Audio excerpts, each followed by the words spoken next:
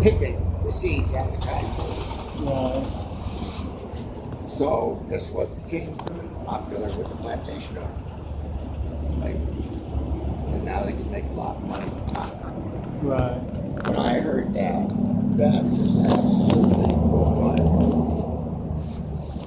That I am part of that. Right. I mean, I didn't do it, didn't have anything, didn't know about it, but still, I'm part of it.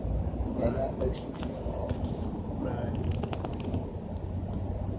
So here we are today, and now our democracy is at stake for real again, like it was with the Civil War. Right. And I was watching a show the other night, and I believe there's the only one retired Supreme Court justice still alive. His name is David Souter. And this guy has got an absolutely crackling intelligence. Just, I'm not a stupid guy. Right. And he blows me away with his words. And he said, you know, the one thing that should keep all of us awake? What's going on today? Have fun. Because he gave the example of the Roman Empire. Mm-hmm. The Roman Empire didn't start out as an empire. It was a republic, just like this country, Right. where they had a representative government. And they got in a very huge disagreement over, I forget what the hell it was, I don't remember. But the senators in the Roman Senate weren't able to govern. Right. They weren't able to do what they needed to do to take care of the population of Rome. And this guy popped up. And he said, give me total power and I'll fix it. You know what his name was? Julius Caesar. So they made him dictator of Rome. He then made himself emperor of Rome, and the Roman Republic died. That was the end of it. It never came back. And Justice Souter said two things. One, he said, a democracy cannot stand civic ignorance. Because if the people don't know what's going on, the democracy will die. Right. And the second thing that it can't stand is when the government doesn't govern. Because then when the democracy itself is weak, like the Roman Senate was back in that time, a powerful man will show up, and he doesn't have to be all that powerful. He just has to show up and say, give me all the power, I'll fix it. Right. And once that happens, the democracy is dead. What did Donald Trump say about 8 or 9 weeks ago? Only I can fix it. He is a threat to our democracy. He is. He's a threat to society, I believe. He's a threat. I believe he's a threat to everything. Yeah. He's a misogynist. He's a bigot. He's a racist. He's supported by the Ku Klux Klan. David Duke loves him. He's having a bromance with Vladimir Putin. Right. Putin is trying to interfere. There's another thing I've been doing. Putin is trying to interfere in our election, not because he wanted to get Trump elected. Right. He just wanted to interfere. And he wanted to interfere because of one thing. He wants the United States to no longer support NATO.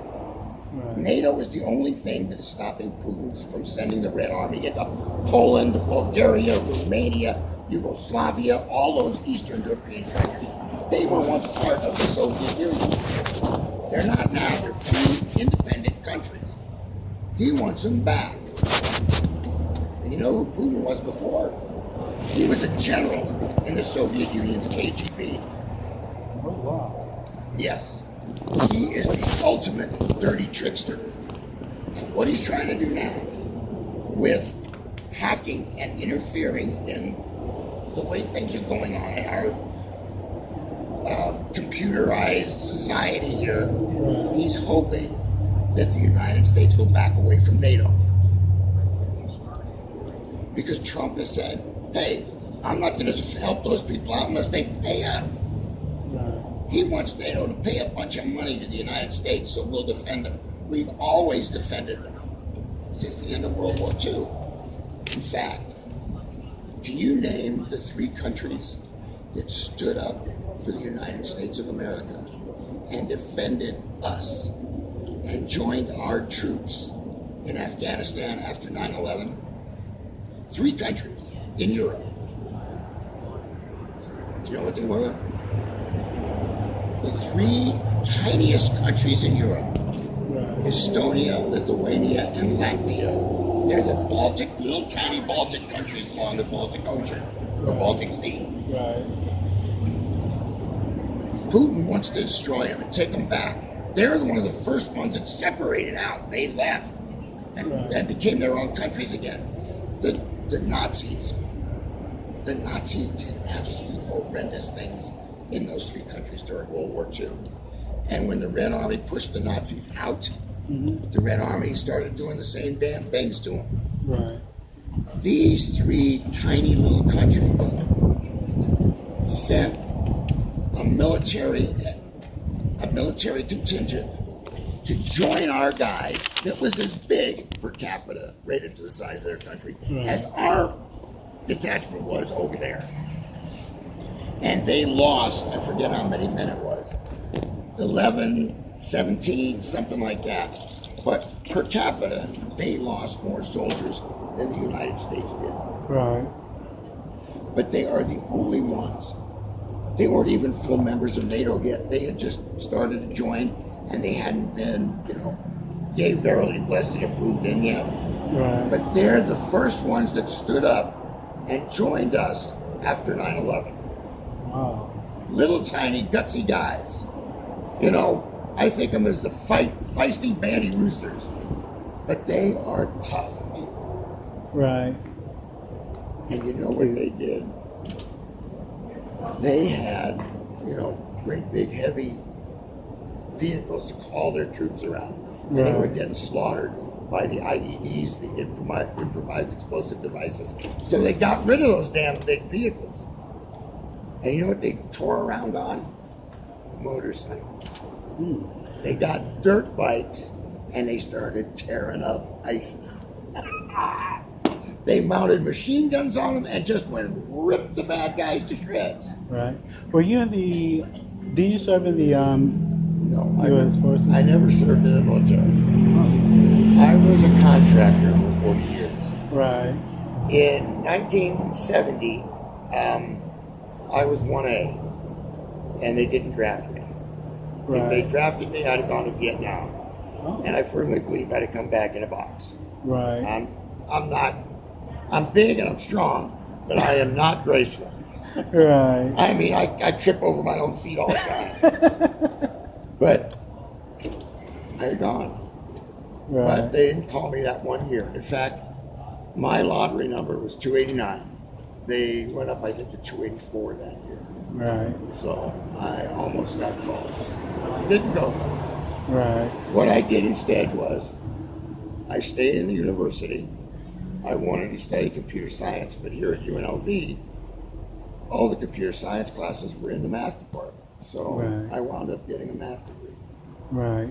And because I fouled up my first year and my GPA was the same as John Belushi's character in Animal House, 0.9. Right. I had a good time. I went to Gorman for 4 years. And it's like, you can't even cut a class without getting hammered. Right. So, hey, they don't care if I show up or not. It's the only thing I showed up for was the tests to flunk them. Hey, but I had a good time. Me and my buddies were out drinking beer every damn night. Right. So they said, hey, buddy, take a hike. So they kicked me out for a semester. Oh. And that was after my freshman year. Right. I figured out what I wanted to do. I got a job with the phone company here in town, working in the basement of the phone company building at 125 Las Vegas Boulevard, right on the corner of Fremont and Las Vegas Boulevard. Right. And I was working on the computer room. I was hauling around boxes of cards and You know, that 80 column cards, you remember those? The cards that were about that long, about that wide, had all the holes punched in them. Oh, yeah. Those, they had 80 columns. Each column was one letter or one number. Right. So they were called 80 column cards. And I had whole boxes of those around. You know, take them here and there. Cases of Right. paper and all that shit. But I found what I wanted to do. I wanted to get into computing. And I finally got off of being the gopher. And I was working as a computer operator for this giant mainframe that they had. Right. And I liked that. And one of the guys that worked in the programming department kind of took me under his wing, and he got me the IBM programmed instruction courses. And they were designed for you to teach yourself how to program the IBM mainframe. Right. So I did that. And I learned how to do assembly language, which is the the hardest language to program a computer in. Right. I figured out that's what I wanted to do. So I went to UNLV. And I found out I couldn't take computer science. They didn't have it, so I took math. Right. And it took me 8 years to get my bachelor's. I was working 40 hours a week. And I was going to school full time. So I was a bitch. It was tough.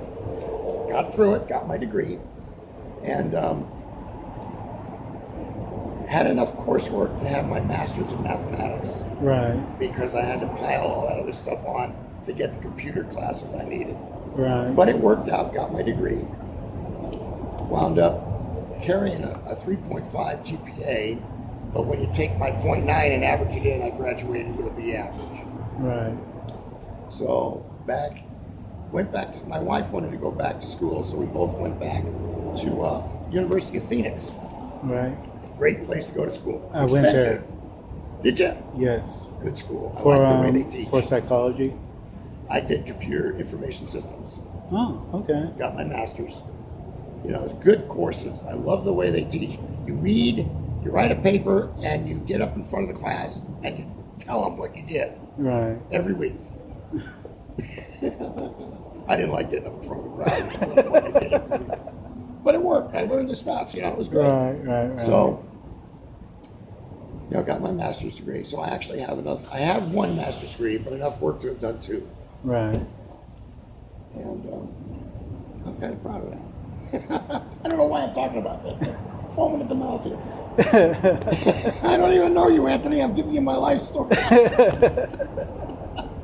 But, so now, here we are. Oh, what was I going to I told you about the Romans. Mm-hmm. The Germans had the same thing done to them in the 30s. Right. Their government wasn't working. And a guy named Hitler pops up and says, give me total power, I'll fix it. And for the first few years, what he did was good. He brought their economy back. He got people working. He took their military and turned it from nothing into the most powerful military in the world at that time. Right. Almost conquered Europe. But he destroyed Germany and killed 60 million people in the process. Wow. No bullshit. That's a fact. And I've become a student of history. Right. I think everyone needs to study history. If you don't study history, you're doomed to repeat it. Exactly. So I've been studying a lot of history. Right. And I think we are in world trouble right now. So True.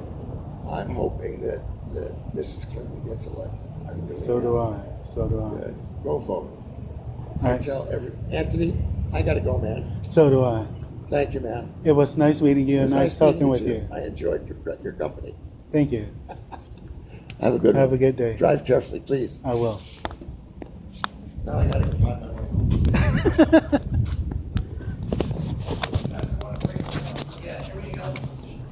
Right. Well, that was a moment in history, which was a good one. But anyway, I'll talk to you guys later. Have a great day and God bless. All right. Bye.